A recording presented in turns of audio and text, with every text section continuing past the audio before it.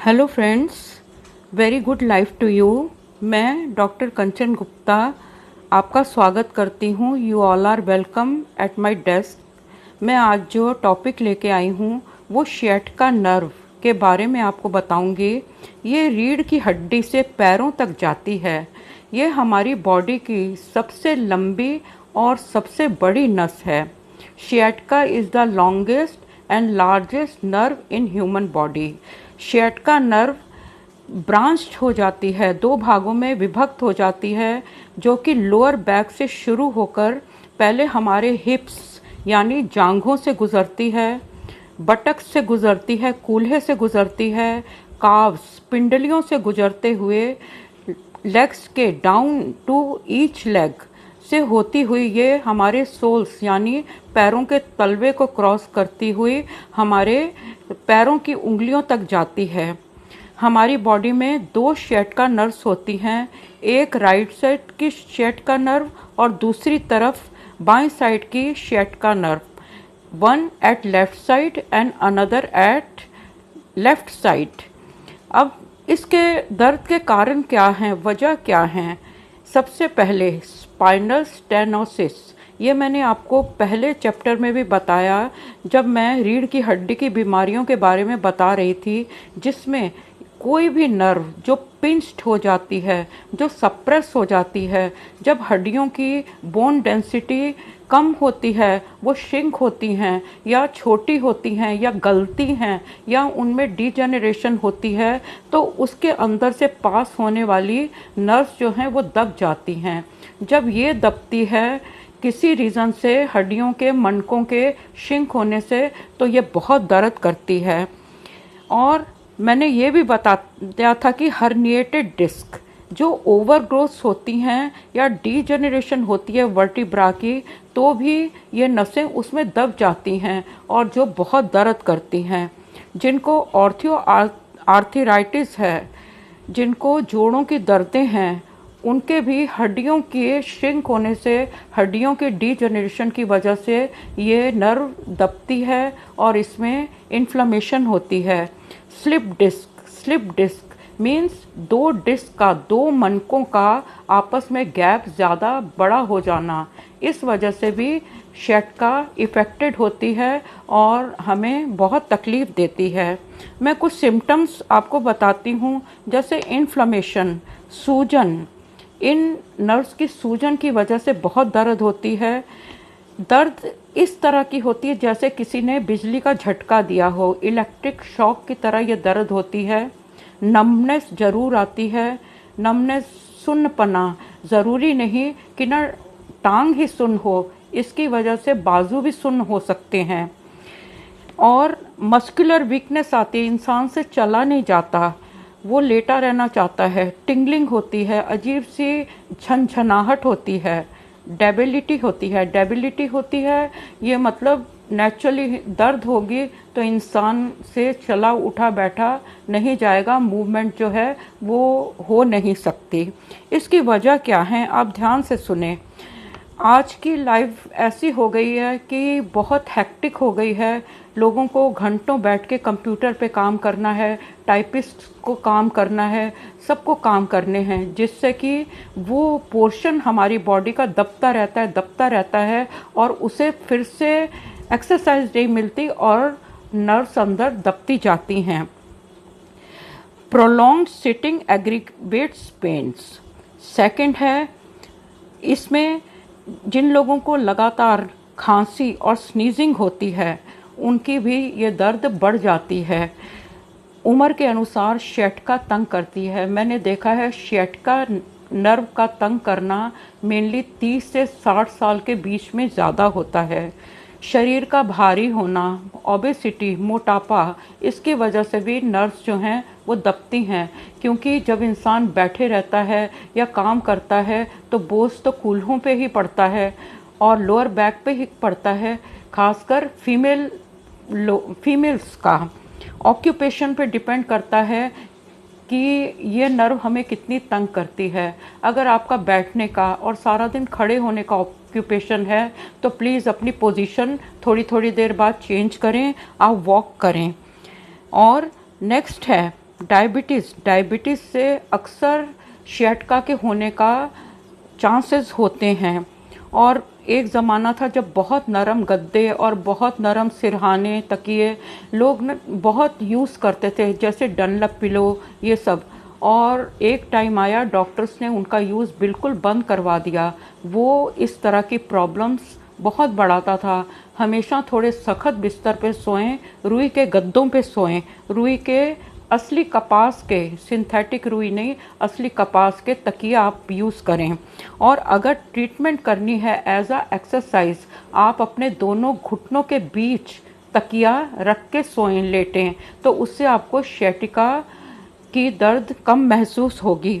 आप वॉक करें, वॉक करने से, चलने से, सैर करने से ये सियाटिका की दर्द में आराम आता है। अपना पोस्चर ठीक रखें, पोस्चर कभी झुक के ना बैठें। अपना जो काम करना है, जिसे देखना है, उसे नज़र के सामने बिल्कुल रख के आप पढ़ाई लिखाई करें। बहुत नीचे किताब और उल्टा लेट के उसको पढ़ना, सोना, करना, ये ठीक आदतें नहीं हैं।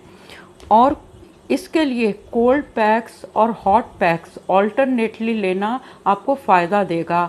आज आप बर्फ़ के जो पैक्स होते हैं आप अपनी नर्व की दर्द वाली जगह पे लगाएं, लेकिन दूसरे दिन हॉट पैक्स, जैसे गरम थैलियाँ, जो गरम पानी की थैलियाँ होती हैं, वो आप लगाएं, उससे आपको आराम ज़रूर मिलेगा। आप एक्यूप्रेशर या एक्यूपंक्चर कराएं, उससे आपको बहुत आराम मिलेगा। कीरो प्रैक्टिस करवाएं, बहुत आराम मिलेगा। नेक्स्ट, मसाज राइट डायरेक्शन में किसी सियाने इंसान से, जो सचमुच अच्छी सही मालिश करना जानता है, जो नस बिठाना जानता है, हड्डी बिठाना जानता है, उनसे आप मसाज कराएं तो आपको फ़र्क पड़ेगा। फिजियोथेरेपी से इस तरह की दर्दों में, सियाटिका की दर्द में बहुत आराम मिलता है। आप कुछ प्रिकॉशंस भी समझें, कुछ चीज़ों से परहेज करें, जैसे सैचुरेटेड फैट्स आप ना लें, रेड मीट्स ना लें, फ्राइड फूड ना लें, हाई फैट डेयरी प्रोडक्ट्स ना लें, कैफीन ना लें। इनसे हमारे डाइजेस्टिव सिस्टम पे बहुत ज़ोर पड़ता है। और जो डाइजेस्टिव सिस्टम पे, एब्डोमेन पे अगर जोर पड़ेगा तो नेचुरली लोअर बैक पे जोर पड़ेगा, और लोअर बैक पे जोर पड़ेगा तो हमारी सियाटिका नर्व बहुत दुखेगी। और आपने क्या खाना है, आप ध्यान से सुने। आपको मैग्नीशियम रिच फ्रूट्स खाने हैं। बनाना में, केले में बहुत मैग्नीशियम और कैल्शियम होता है, वो आप ज़रूर रोज़ लें। पानी ज़्यादा पिएं। ब्राउन शुगर, ब्राउन राइस वो आप खाएं। जैसे शक्कर आपको नुकसान नहीं देगी, लेकिन सफ़ेद चीनी आपको नुकसान देगी। आप वही अनपॉलिश्ड राइस, अनपॉलिश्ड चीनी वगैरह खाएं। चीज़ खाएं। विटामिन सी, ई और B12 ज़रूर लें।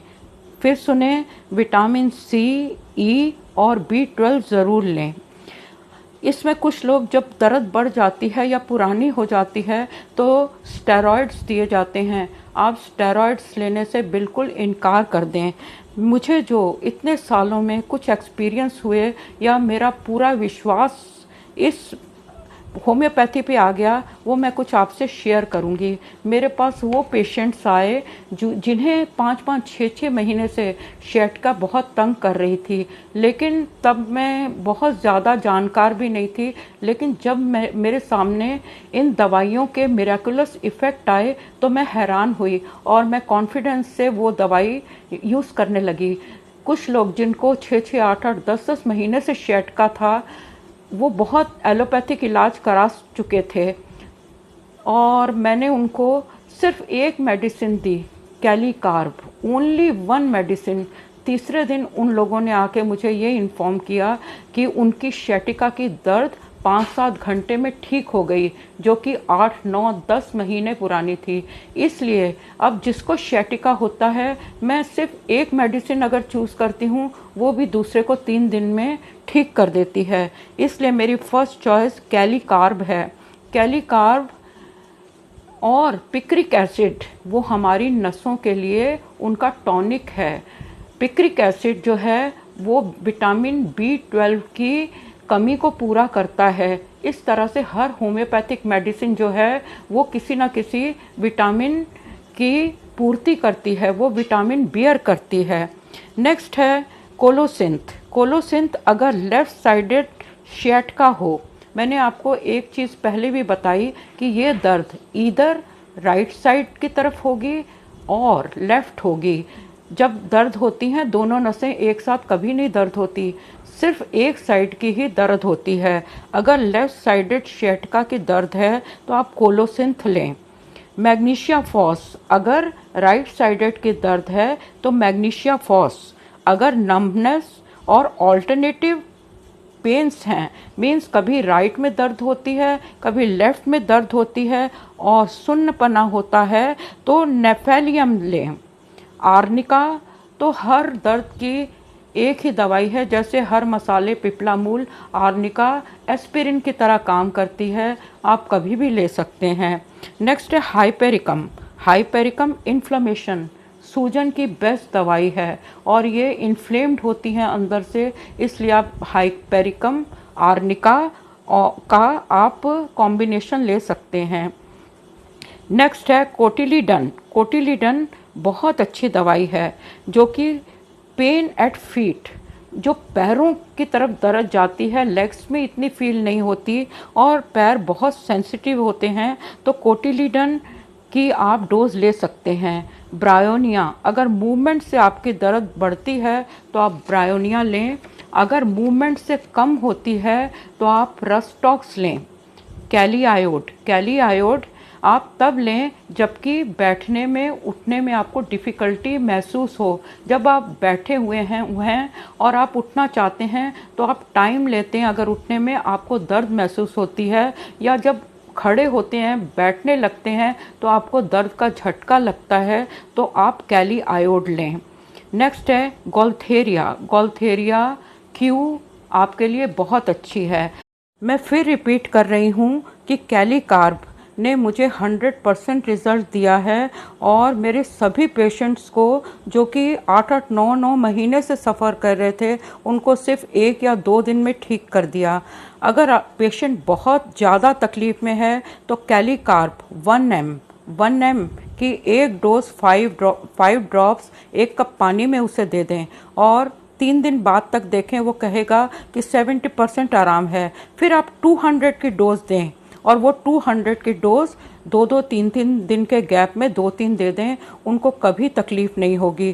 क्योंकि मेरे पेशेंट्स जो 20-25 साल पहले आए थे, उनको 25 सालों में कभी भी फिर सियाटिका की तकलीफ़ नहीं हुई।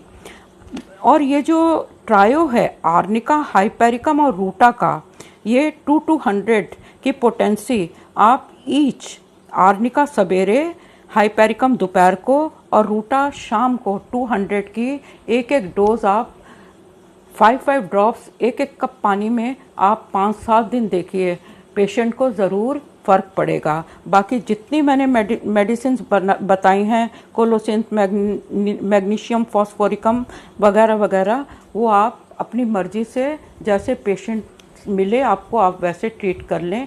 200 की पोटेंसी या 1 ml आप अपने हिसाब से चूज़ करें। Thank you for listening. आपको अगर मेरी वीडियो पसंद आई है तो आप कमेंट ज़रूर करिएगा, मेरा हौसला बढ़ाएं, जिससे मैं अपना नॉलेज आपके साथ ज़्यादा से ज़्यादा शेयर करूं। मेरी नेक्स्ट वीडियो भी देखें, आपका एक कंटिन्यूटी बनी रहेगी, क्योंकि ये जो प्रॉब्लम है, ये प्रॉब्लम स्पॉन्डिलाइटिस, स्पॉन्डिलोसिस और स्पाइन की पूरी प्रॉब्लम से रिलेटेड है। नेक्स्ट वीडियो भी इसी पार्ट्स पे, बोन्स पर ही आधारित होगी और जो आप मैच करके आपको पूरा नॉलेज मिलेगा। Thank you for watching.